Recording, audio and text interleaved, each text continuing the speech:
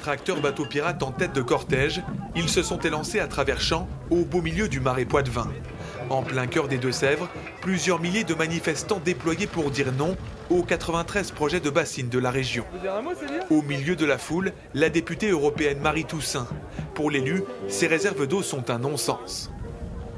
Il y a quelque chose de confus dans l'argument de ceux qui défendent ces méga-bassines, puisqu'ils disent que comme on perd de l'eau, alors il faut retenir cette eau dans des méga-bassines, là où retenir cette eau dans des méga-bassines, c'est appauvrir les nappes phréatiques et avoir de l'eau qui s'évapore.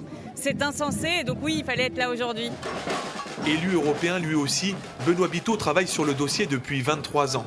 Le député écologiste dénonce un modèle inapproprié aux enjeux du changement climatique. Je défends ce qui est porté par la loi. Donc ce qui est anormal, c'est que des élus, l'État, la préfecture continuent de soutenir ces projets-là qui télescopent les ambitions de la directive cadre européenne qui a 20 ans maintenant. Tout au long de la manifestation, des étapes symboliques. Ici, le cortège se sépare pour entourer le périmètre de la future bassine d'Epanne.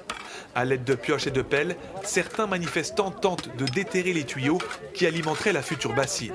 Ce tuyau, on est en train de le déterrer derrière moi pour dire non à ces projets de bassines gigantesques qui assèchent le territoire et qui continuent de revendiquer cette agriculture intensive dont on ne veut plus. Suite à ces agissements, les forces de l'ordre interviennent. Aux feux d'artifice et pierres envoyées par les manifestants, ils répondent avec des gaz lacrymogènes. Un face-à-face d'environ 1 heure auquel a assisté Loïc Prudhomme. Pour le député de la France Insoumise, le modèle agricole actuel est à revoir.